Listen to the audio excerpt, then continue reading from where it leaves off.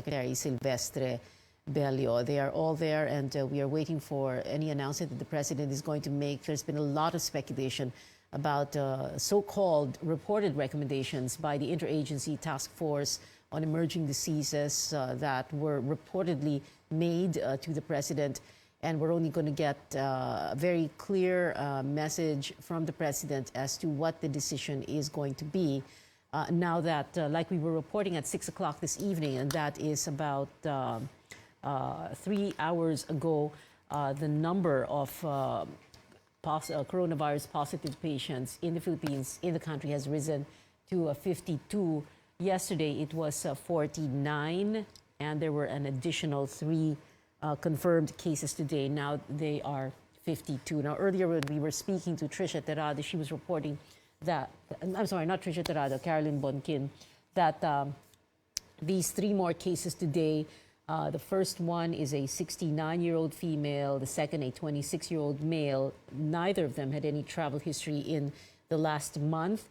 And the third positive case is a 79-year-old male who had visited the United Kingdom, where there are quite a bit of cases. Now, also today, another development was that one of the COVID positive cases, patient number 35, identified as patient number 35, a 67-year-old female, died. She had pneumonia, but she had underlying illnesses, hypertension and diabetes. She had symptoms on February 29 and was hospitalized on March 5. Earlier, we were also saying that the president and Senator Bongo voluntarily went through a COVID testing. And if we're not mistaken, the results of that will come out in about 48 hours or so. Now, there have been many questions and speculations about these so-called reports in black and white that have been circulating on social media and in various chat groups about so-called recommendations of this interagency task force. But we in the media have not reported that because these have not been confirmed and have not been authenticated. No one wants to speak on the record about that, but we are going to hear straight from the president as to what the decision is going to be. Like I was saying earlier, that IATF meeting had just ended, and the live pictures that you see on your screens are of Malacanang. The president is there in the middle of that table, surrounded by his cabinet members, and right behind him are members or the top brass of the armed forces of the Philippines and the Philippine National Police. For those of you just joining us, we are waiting for the president's speech. He is expected to make an announcement as to what the decision is to deal with this rise in the number of coronavirus cases. Some officials have said that it isn't so much that there is a sudden spike or there is an alarming situation. It is just, as some of them have said, that we don't want to get to that point where we need to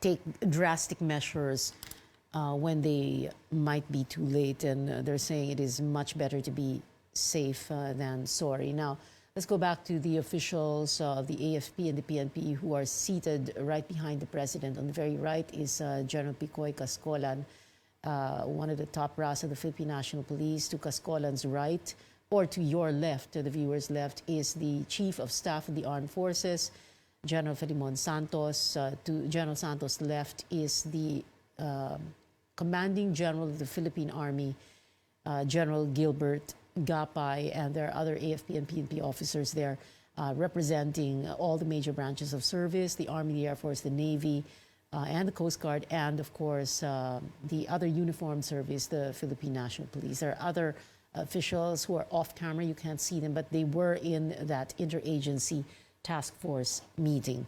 Again, just to repeat, as of 6 o'clock this evening, the total number of cases, March 12, Thursday, 6 o'clock this evening, the total number of cases in the Philippines of COVID-19 positive cases has risen from 49 yesterday, March 11, to 52 today. The 3 more cases, 2 of them had no travel history in the last month. One of them is a 69-year-old female, the other is a 26-year-old male, and a 79-year-old male is the third positive case today that has been recorded.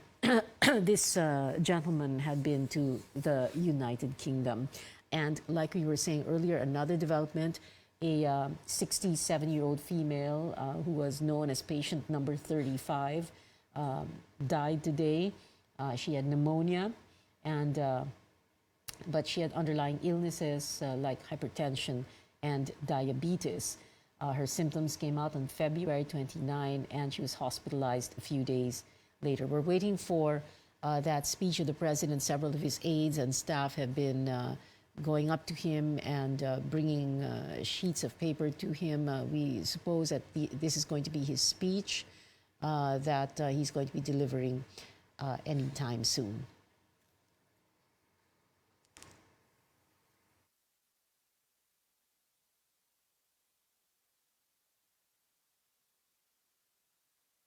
Let's listen in now.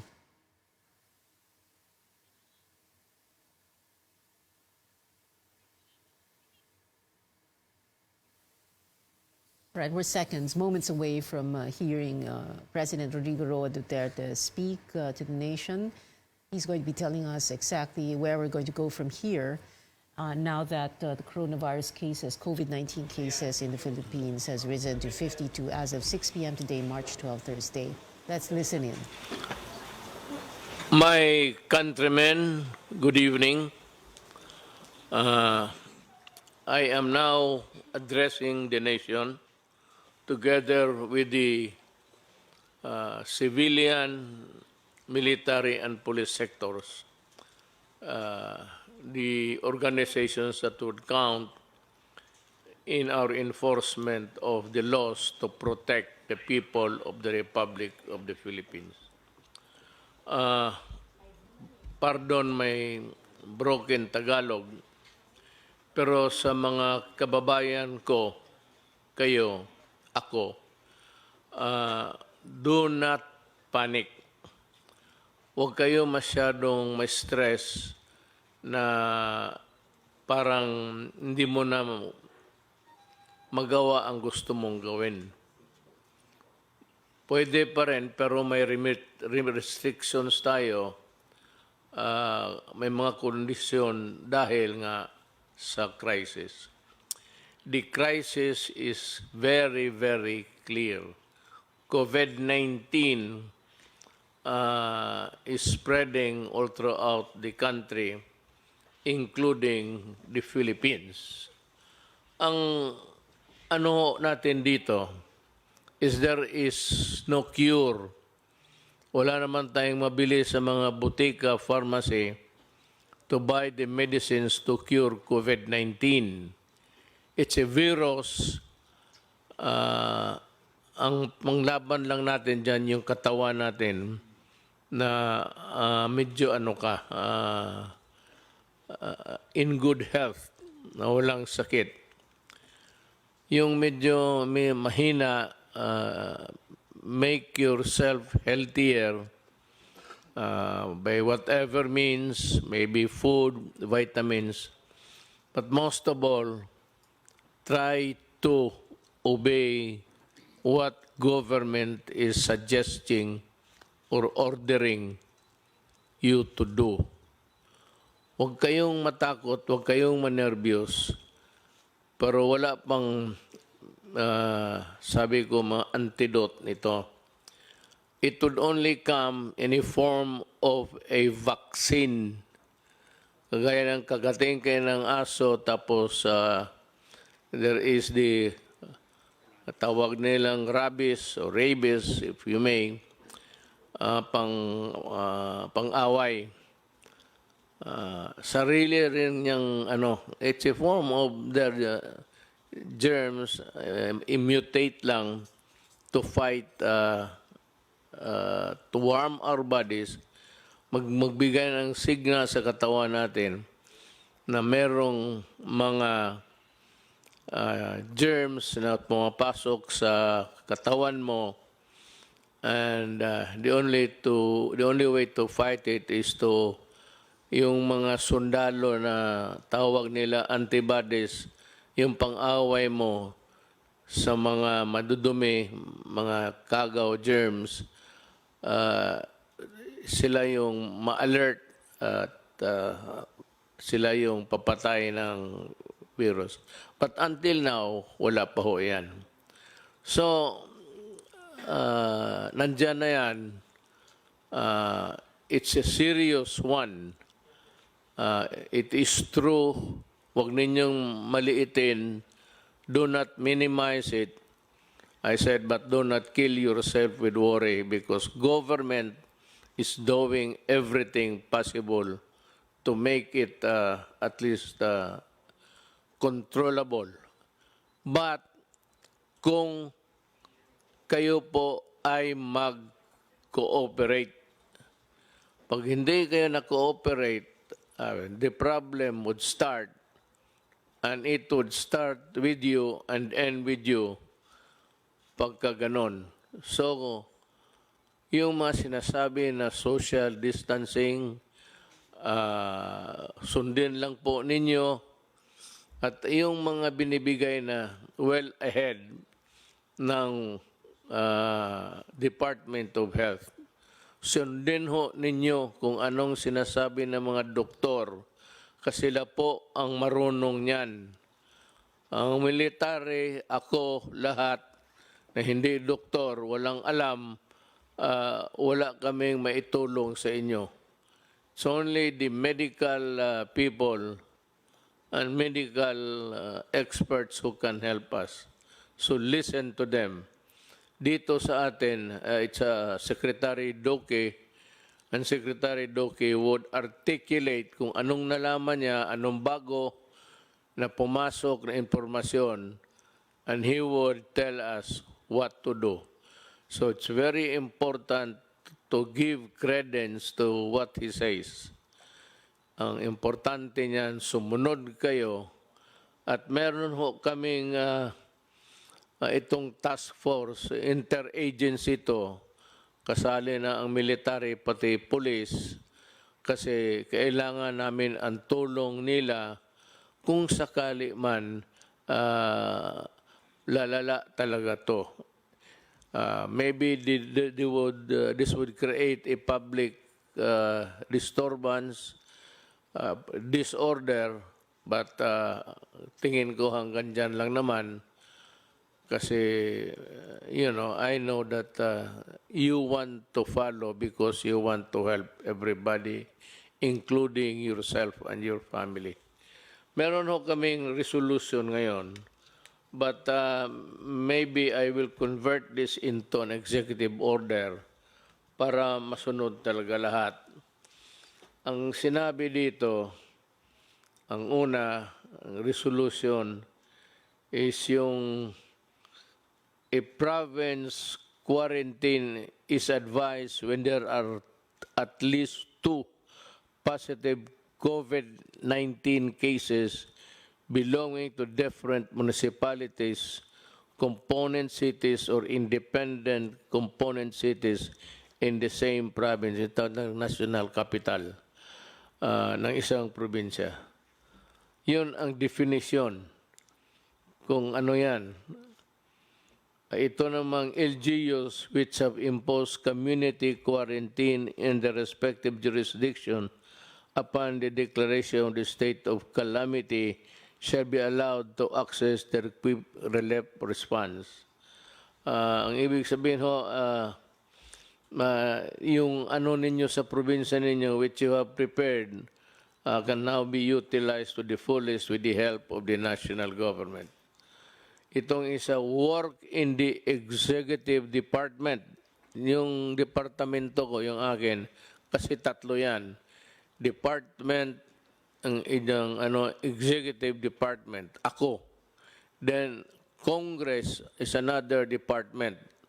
Independent to yan. Hindi kailangan sumunod yan. May sarili sila kung gusto nila. And the other department actually is the judiciary. Magkaiba kami, pero tingin ko, ang mga trabahante sa lahat sa gobyerno na may alam kung anong mga bagay, public works, tourism, nandito sa departamento ko. Yung public health, nandito sa akin. So sila yung inutusan kong mag-aral at ito nga yung mga resulta namin. So work in the executive department shall be suspended during this period. Walang trabaho, suspended sila, wag pumasok, without prejudice to the formation of skeletal workforces of government by government agencies in order to maintain the unimpeded delivery of services to the public. Ibig sabihin sa mga opisina nasyonal, walang trabaho pero may mga skeletal, yung mga few employees volunteer or selected na sila ang muna to man the fort, ika nga, sila yung papatakbo ng departamento but with a reduced workforce. Ito namang flexible work arrangement shall likewise be encouraged in the private sector. The Department of Labor and Employment and the Department of Trade and Industry shall issue guidelines to safeguard the welfare of workers. All manufacturing, retail, and service establishments are advised to remain in operation during said period, provided that strict social distancing measures are required to be observed by the respective management.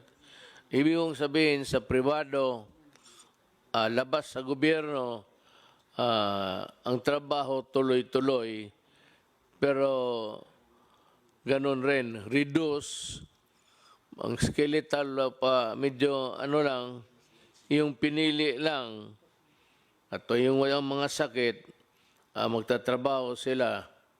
But ang may-ari ng factory o anong klaseng negosyo mo, warehouse, see to it that they are taken care of by their mga management. Huwag ninyong hayaan ang mga trabahante ninyo. Mass public transports, including the light rail transits, the metro rail transit, and the Philippine National Railways shall continue in operation. Tuloy-tuloy ho ang trabaho ninyo, provided the Department of Transportation shall issue guidelines to ensure social distancing in said public transport. Ibig sabihin, tuloy-tuloy ang trabaho ninyo, pero ang social distancing, yung distansya mo to the other fellow, medyo malayo. Kasi pag nag-ubo siya o umatching, at least ang yung germs niya hanggang doon lang, hindi niya maipasa because there is the distance.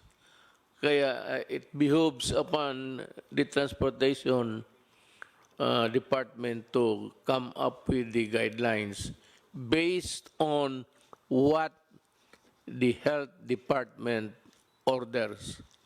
Lahat dito po, ang pinaka-importante, pinakatigas, ika nga, ang Department of Health. Kung ano man ang gagawin natin, kung anong iutos nila para sa atin, susundin talaga natin. Hindi ako, kung hindi si Dr. Duque ng DOH. Land, domestic air, and domestic sea travel to and from Metro Manila shall be suspended beginning 15/2020,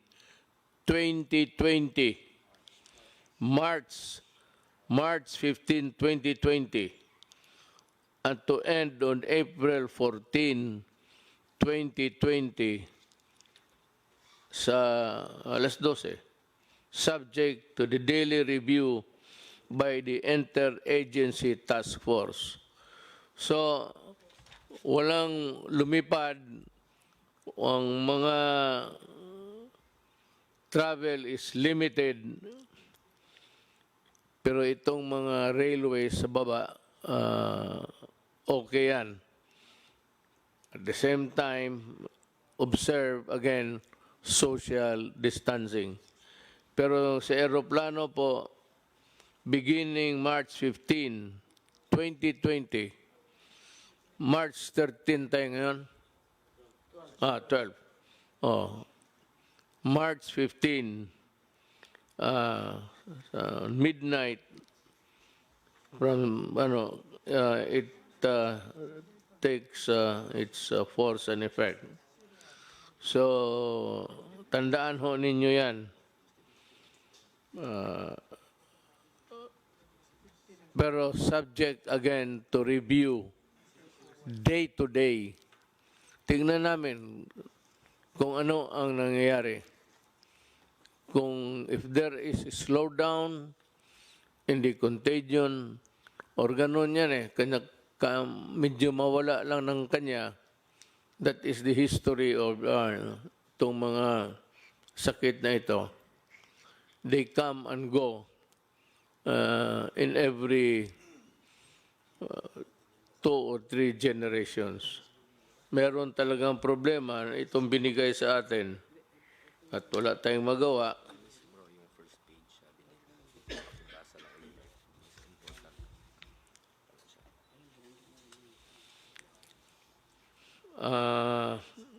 Ito yung talagang trabaho nila.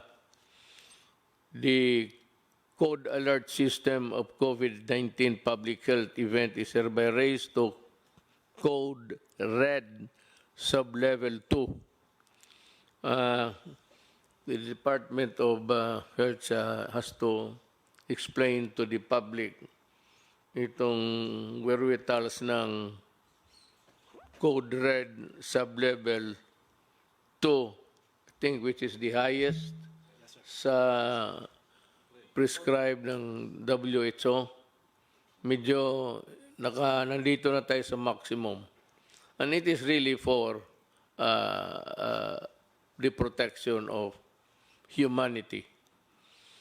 The recommendations of the Department of Health Technical Advisory Group in imposing stringent social distancing measure in the National Capital Region are adopted for a period of 30 days from the issuance of this resolution, with salient points, yung mga importante, of which are as follows. Yung mga importante na nakalagay doon sa social distancing measures. The suspension of classes in all levels in Metro Manila is hereby extended until April 12, 2020. It's almost about a month. Ngayon, so walang klase, pwede kayong magbakasyon dyan lang sa bahay. Avoid, I'm sure may mga bagay-bagay dyan sa bahay na hindi pa ninyo nakita. If I were a student, estudyante man rin ako noon, I would avoid yung mga bar, ano dyan, mga nightclub, maraming tao, where people congregate, tapos nandyan malapit kayo. Mag-ubo yung isa, mapasa niya. Pag nakuha mo, nag-ubo ka, pasa mo rin doon sa kabila. So try to avoid people, crowds.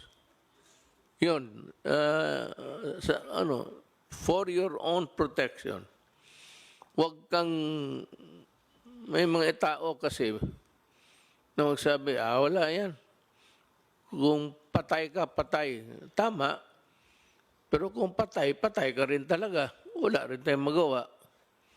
So, kaawa naman ang nanay pati tatay ninyo So better just stay within the premises of the house. If I were you, alam ko na kung anong gawin ninyo. Bili kayo ng cellphone na marami. Wala naman kayong ginawa kung hindi magtulbok-tulbok rin dyan eh.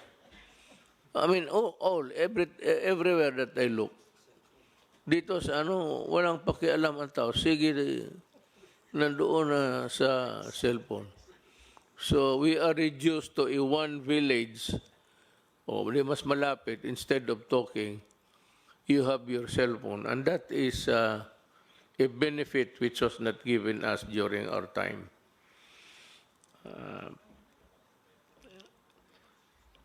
Number one, the suspension of classes in all levels in Metro Manila is hereby extended until 2012-2020, provided that all students shall continue to fulfill their educational requirements during said period. Anong ibig sabihin? Kung wala kang magawa, sabi ng gobyerno, mag-aral ka. Pero ito, hindi ko inaasahan susunod din ninyo.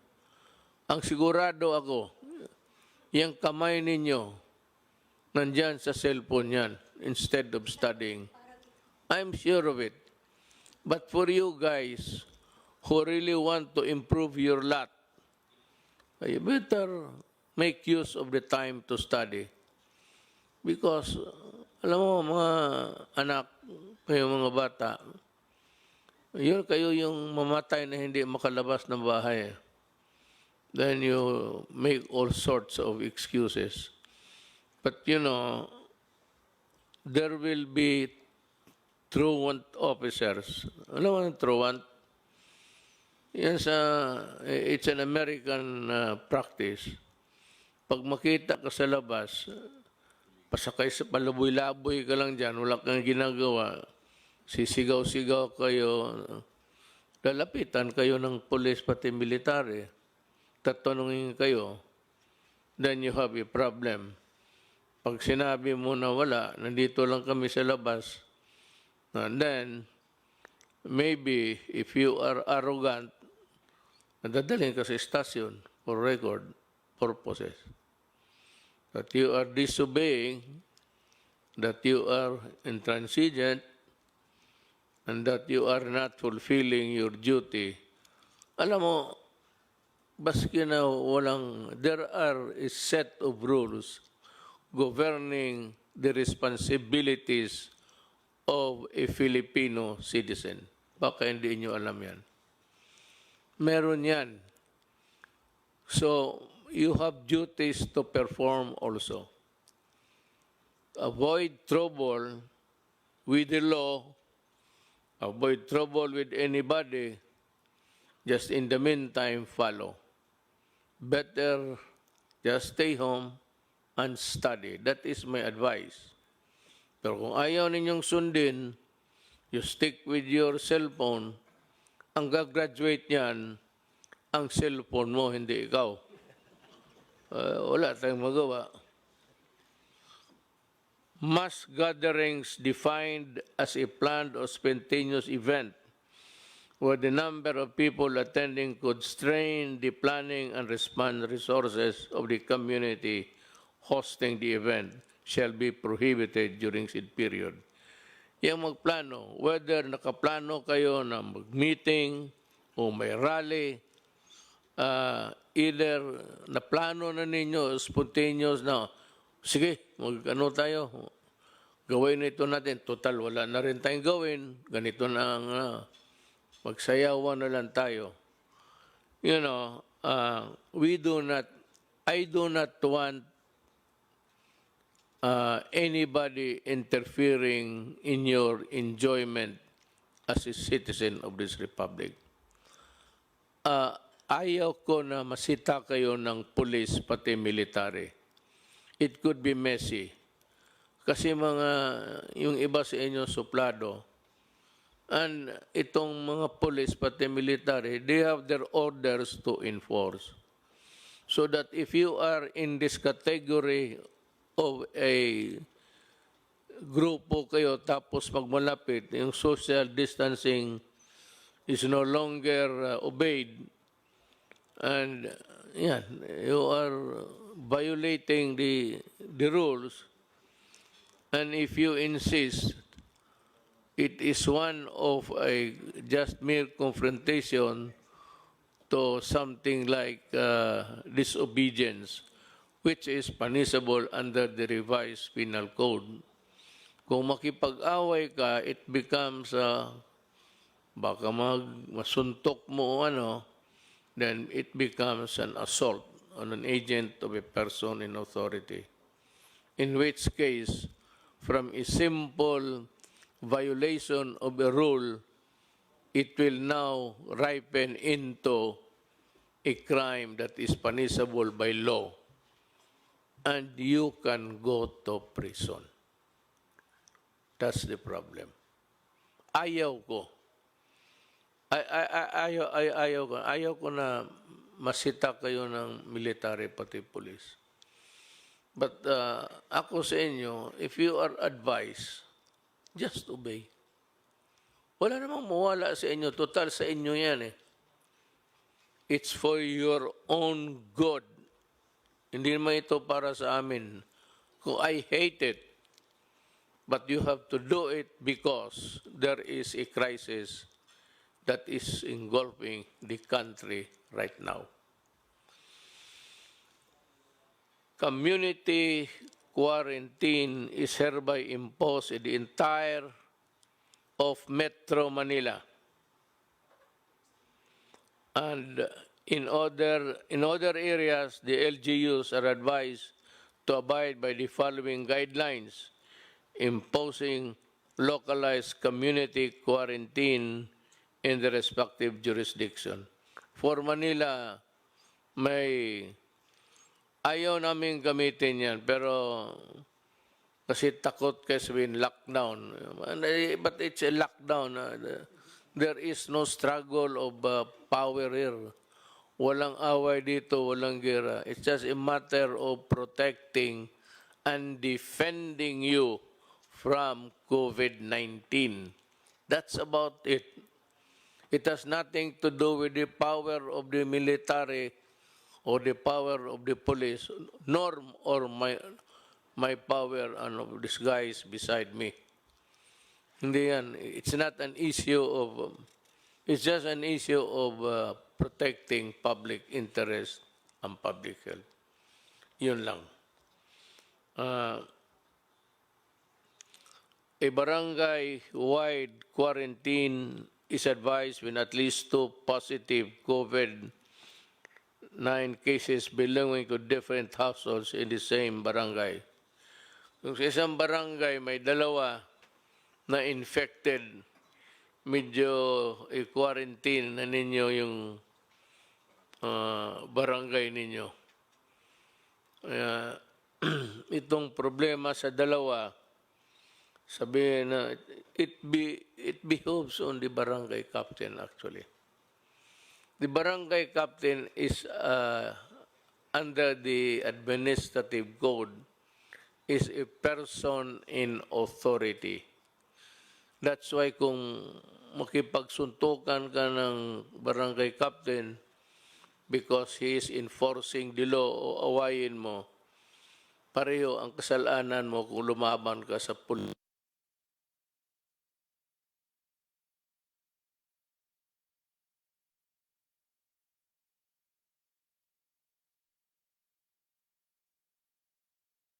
Of trying to mold and teach the Filipino students. Kaya ang teacher rin kung utosan ka, sunod ka, pareho sa barangay captain. Now, if the barangay captain would ask the teachers to help in the enforcement, you better obey. Because they are in the exercise of teaching the persons there of the barangay of the dangers is part of their work. Then you have the municipality citywide quarantine is advised when at least 2 positive COVID-19 cases belonging to different barangays in the same municipality. Kung sa munisipyo kayo, tapos isang barangay dyan, may dalawa na tinamaan ng COVID-19, diagnosed to have COVID-19 infection, magka-quarantine na rin kayo. And, you know, before I forget, I do not have enough soldiers and policemen to cover all over every inch of the country. Kulang ako. Meron ako na magamit ko ang barangay captain. Ang barangay captain is bound by what is written here, whether by way of rules implementing in the meantime or if it becomes a part of an executive order. You better implement this, because if not, then you will also go to prison for dereliction of duty or simply not enforcing a rule imposed by government. Actually, ang pinaka-ano dito yung mga barangay captains. It falls upon your shoulders to exactly do what this regulation wants to happen. Huwag kayong magkamali dito, kasi pag hinabol kayo ng Department of Interior and Local Government, you can be dismissed or you can be suspended and you'll have trouble. And besides, I think the electorate will remember you for being a laggard. Third page pa, nabasa mo yun.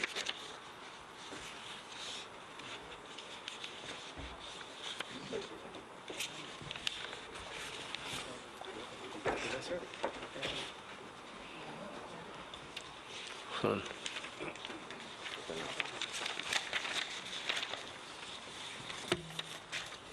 Continue after atong subscribe. Kita mo si Senator Go. Siya lang ang working hard talaga.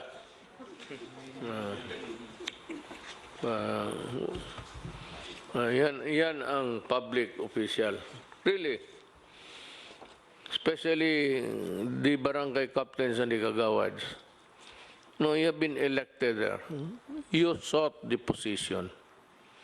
Hindi naman tayo. Pinili natin to eh. Nobody ordered us for us to be to where we find ourselves now. At tapos tatamad-tamaran ka. That's not the way how to do it. One is you go to, if there's a case, a good case against you, you lose the position and you are dismissed. And maybe in the worst case scenario, you'll go to jail. Better be always be reminded of that duty. Pinili mo yan, huwag kang magtamad-tamaran kasi matatamaan ka. Ginusto mo yung posisyon, magtrabaho ka. The aforesaid measures shall be subject to close monitoring and reassessment after the expiration of 7 days from the issuance of this resolution. You know, we will review. I have imposed upon the cabinet members and the entire members of this task force to be present every day. I know that it is hard for them. It is really an imposition. It's quite maybe a burden, but ganun rin ang sinabi ko sa kanila. Nandito tayo sa gobyerno. You choose to be a part of government, and there is a crisis with no solution in sight. Walang solusyon. unless there is a vaccine by the grace of God na may makita o maimbento ng ating mga scientists. It could be the Philippines for all you know. But I'm just telling you what you're supposed to do. Ang isa is the LGU outside of the National Capital Region, yung labas ng Metro Manila, are advised to exercise sound discretion in suspending classes in the respective localities without prejudice to a determination by the national government to suspend classes if the situation so warrants. So, ang LGUs, may kunting leeway, and just a little elbow room para makagalaw kayo to respond to the crisis in the community. But it does not allow you to suspend classes on trivial and for, stupid reasons. It is only done because you have to protect them from the COVID-19. Yan lang talaga. Do not do it just to please everybody.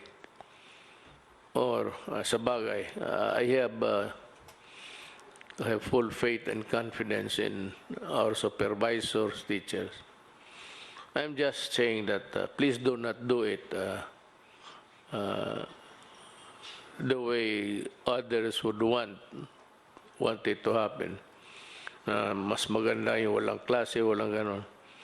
Wag mong gawin yan because in the following statements, the Philippine National Police and the Armed Forces of the Philippines, in coordination with the Interagency Task Force, shall be called upon to ensure effective and orderly implementation of the above measures. Hindi ito martial law. It is not a martial law. It's not even something extraordinary. But what is sought to be solved here is again, walang iba except to fight the virus and to exact compliance. Mas mabuti talaga yung maniwala kayo.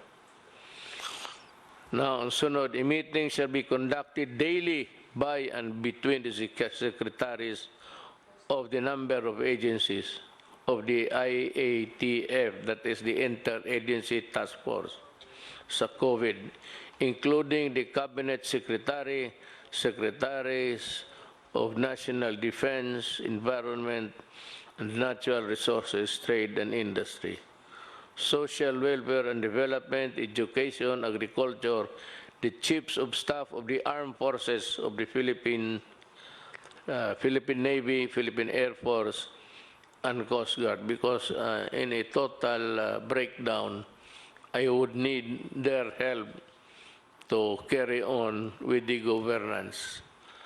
Kailangan ko sila. Not to fight with you guys. Huwag kayong matakot sa sundalo ninyo. Sundalo ninyo yan. Ang armed forces is there to serve you. Sila yung sundalo ninyo. So huwag kayong matakot kung nandyan sila sa utos ng mga civilian authorities.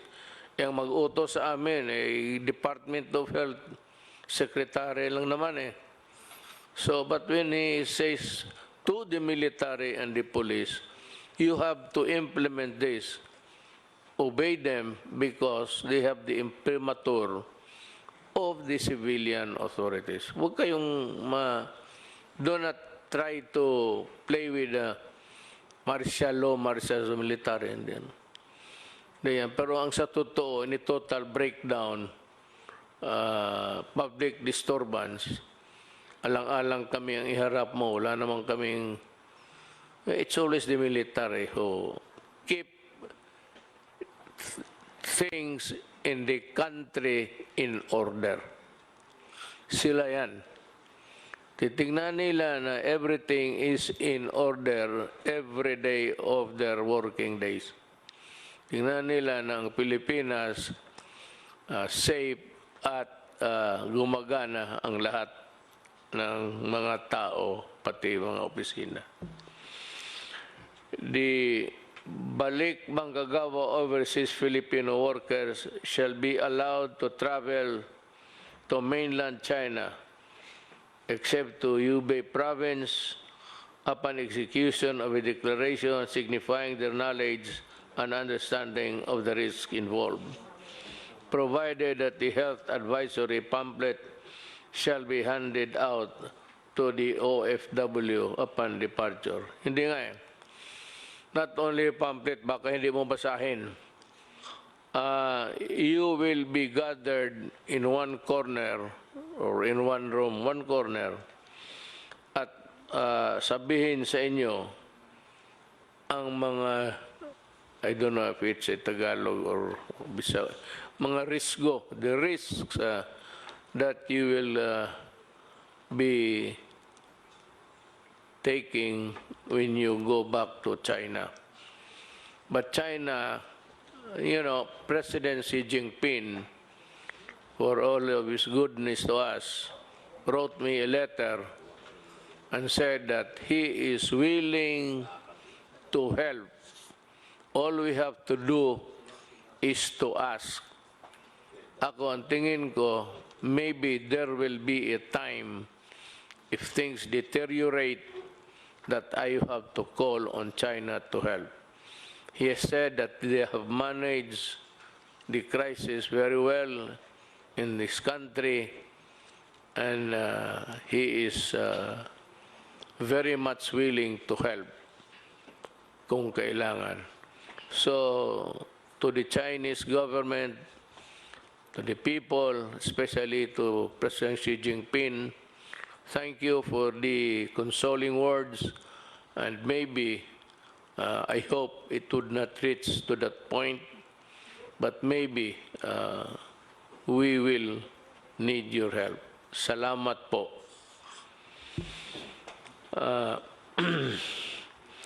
The entry travel restriction shall be imposed upon those traveling from countries with localized COVID-19 transmission, except for Filipino citizens, including their foreign spouse and children, if any, holders of permanent resident visa.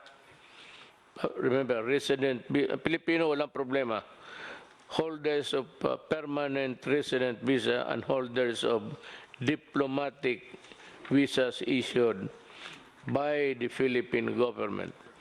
Yung travel dito ang gustong pumunta, hindi tatanggapin, lalo na kung yung bayan nila has ordered a restriction sa travel. Mismo yung bayan nila hindi pumayag na mag-travel sila tapos pupunta sila dito, hindi rin natin sila tanggapin. But ang Pilipino, pati yung pamilya niya, because they are Filipinos and this is their country, they are very much welcome to come back, lalo na sa panahong ito, if they want a more secure, comfortable place. Now, with regards to itong mga diplomat, hindi naman kailangan papasukin yan sila. Total, kung sabihin lang rin sa kanila, huwag kayong lumabas dyan sa embassy ninyo. Huwag kayo magpasyal-pasyal, dyan lang kayo. Kasi baka kayo pa magdala ng sakit ng ulo sa aking bayan. I don't mind Filipinos giving me a headache, but I certainly do not want anybody other than Filipinos to be giving me headaches. So yan ang yun ho ang maibigay ko sa inyo na payo. you might, sometimes it's a convoluted thing to listen, pabalik-balik. Ang simple lang yan. The purpose to protect and defend you from what? From COVID-19. Then what is the purpose of government? The purpose of government is see to it that things are in order. To do that, if things deteriorate, I said, the military and the police will maintain order. Kaya nga tawag niyan, peace and order. There has to be a peace, and that peace, nakalagay na orderly. There must be order in the country, and that is all. The purpose is to, I said, guard your well. Sumunod lang tayo, lahat ng bayan ng buong mundo na una pa sa atin. Tayo tinitignan lang kasi mabilis sa kanila. In Italy, it's 1,000 a day sila ang pasa ng contagion. Dito sa atin, medyo maliit pa. Pero numbers in a crisis can be, cruel. But overnight, makita mo, meron ng talagang mabilis na. So what we are trying to control is people with COVID, tapos yung ilayo natin yung healthy ones, sila yung i-target natin, not for anything but for their own good. They will be asked to maybe go to the hospital and seek treatment. Yung mga test ng test diyan sa para sa kung may infection ka o hindi. Libre yan. Libre, no? Libre, walang bayad. Wag naman kung healthy ka, no need. But if you are experiencing ubo, itong ano na ubo, tapos pag ubo mo, masakit yung likod mo, the lungs. Ang lungs mo ang titirahin dyan eh. And if it's too late, hindi na kaya ng antibiotics yan. It starts with a virus. The virus weakens your body. And it weakens your body, lahat na papasok, then it will kill you. Putang ina itong virus na ito, walang ginawa ganun. Papasok sa katawan mo yan, just like AIDS, makes you weak, then it allows other germs to come into your body, and you get sick, usually pneumonia yan. And it's virulent, so seek treatment as soon as possible. But we are here to serve you, and every day we are meeting and in contact with the rest of the country. Meron tayong struktura. The structure really, people are asking, what is your preparation? What's the structure? My God, yung structure natin is itong health. Meron yan silang regional all over. Then meron yung city health, provincial health. But yung national, yun yung mga regional health centers. They are already well equipped and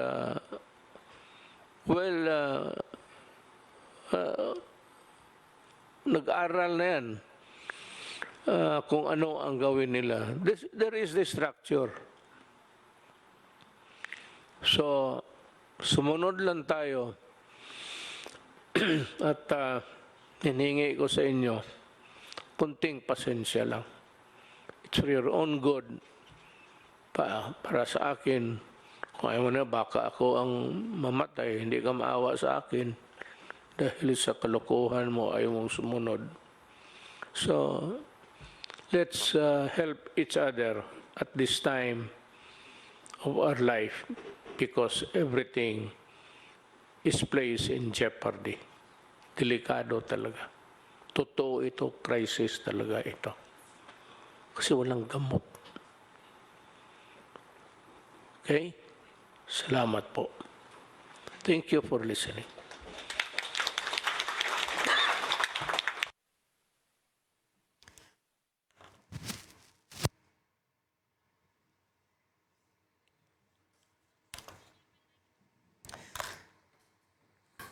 All right, President Duterte addressing the nation about the steps that are going to be taken.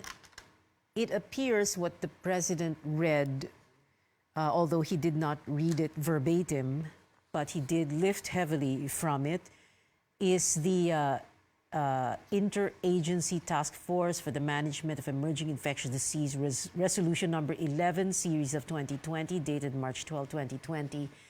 This is the very same document that had been circulating on social media and several chat groups the entire afternoon in the last few hours, which we could not, of course, verify or have authenticated because no one would go on the record as to if this was the recommendation of the IATF for emerging diseases. But now that the president himself has lifted very heavily from it, we can say that what he announced, well, he read practically the entire thing with a few tweaks. And please be patient. We're going to try and go through it as briefly as we can. Although he did read, he went halfway. He read the second half of the document first, and then went back to the first part. But basically, this is what's going to happen. First, he is saying that the code alert system for the COVID-19 public health event is raised to code red sub-level 2, and he read the recommendations of this technical advisory group of the health department on imposing these stringent social distancing measures.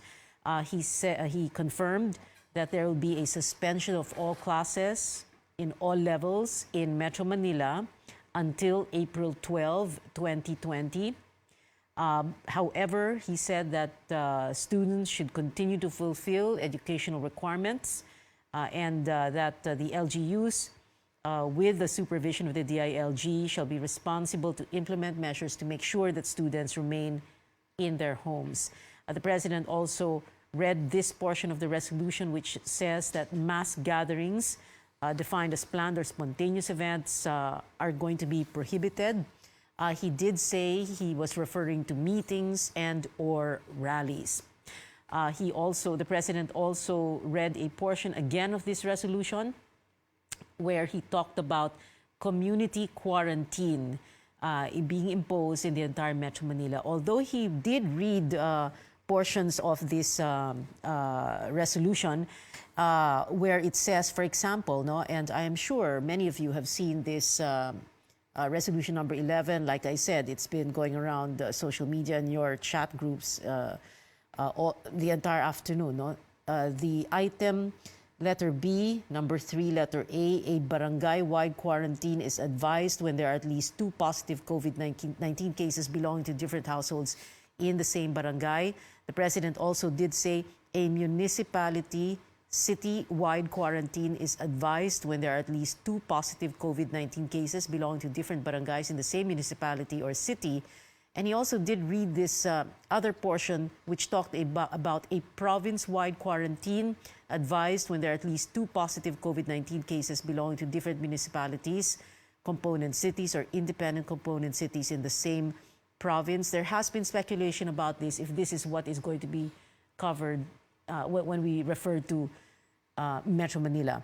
The president also confirmed this portion of the resolution where he talked about work in the executive branch being suspended during the period without prejudice to the formation of skeletal workforces, provided that health and emergency frontline services shall continue in full operation.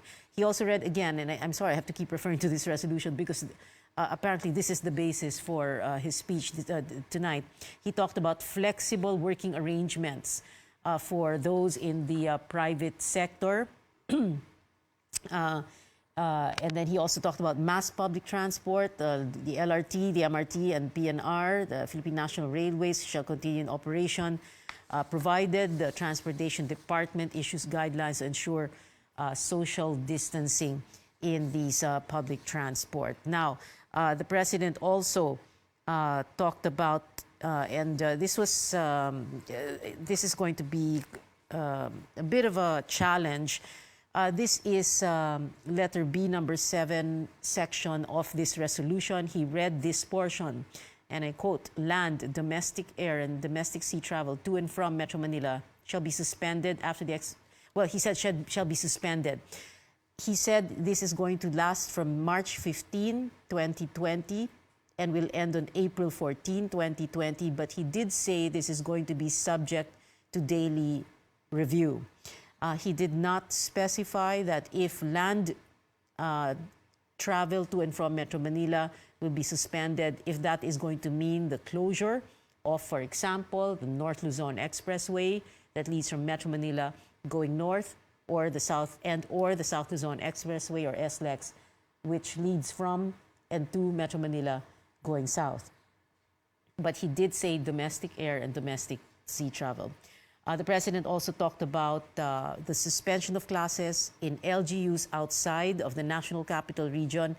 And again, he read verbatim this portion where he said, these LGUs outside NCR advised to exercise sound discretion in suspending classes in their respective localities.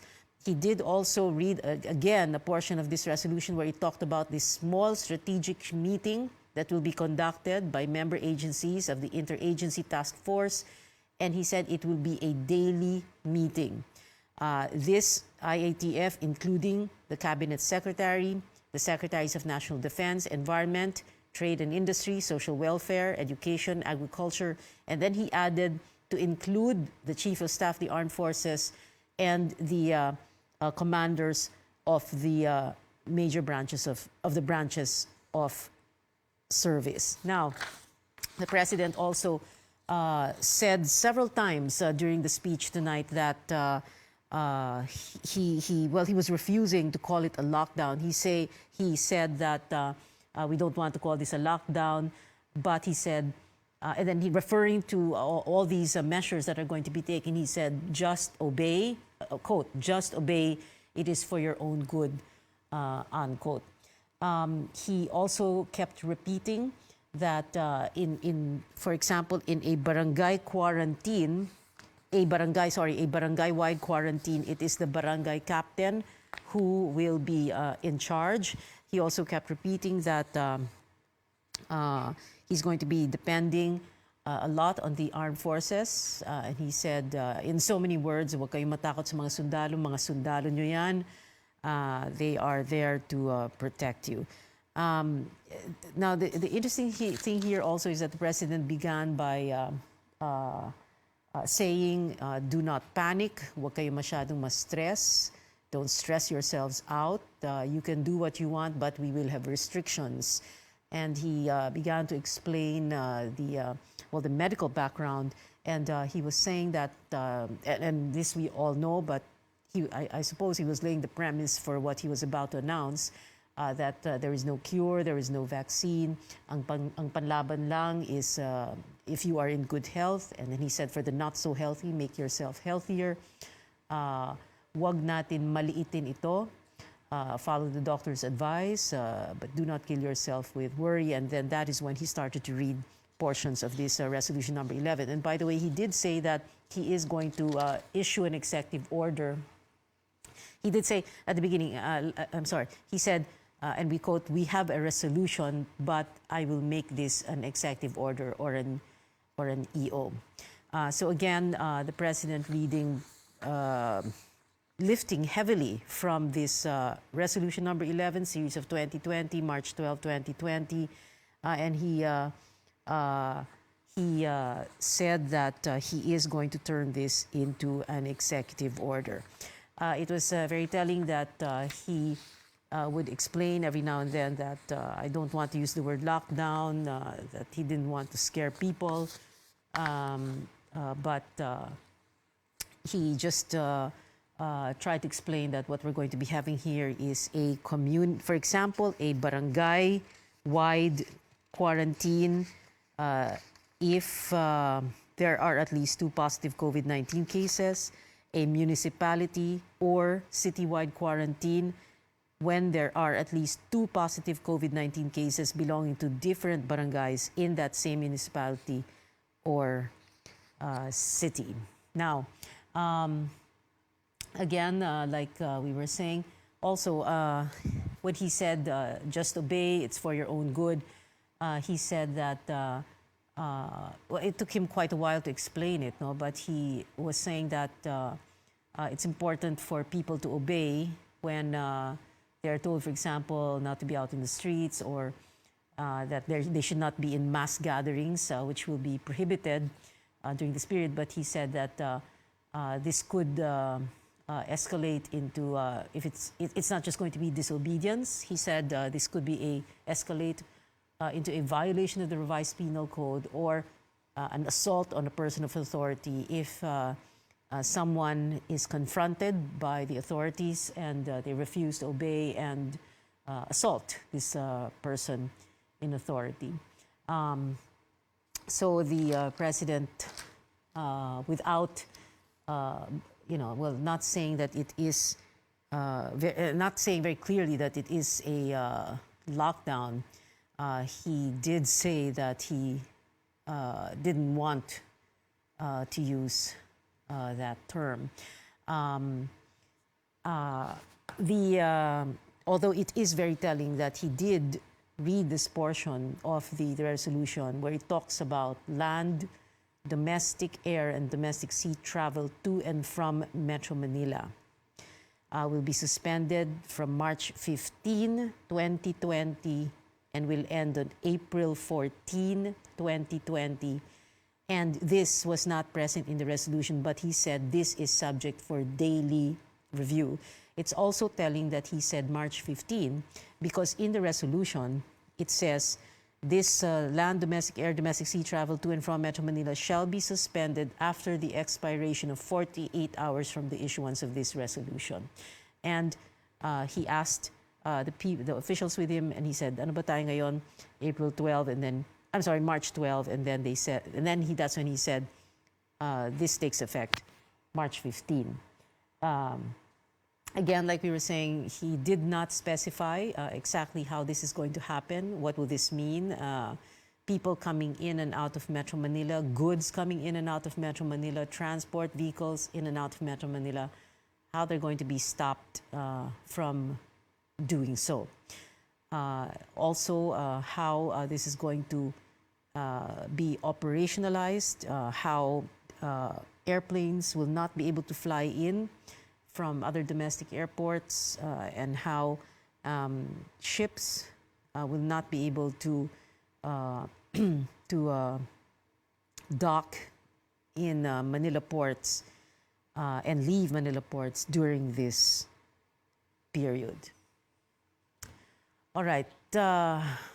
Again, just very briefly to wrap this all up, the president made this announcement on what is going to happen based on this resolution of the interagency task force that was presented to him, full of recommendations.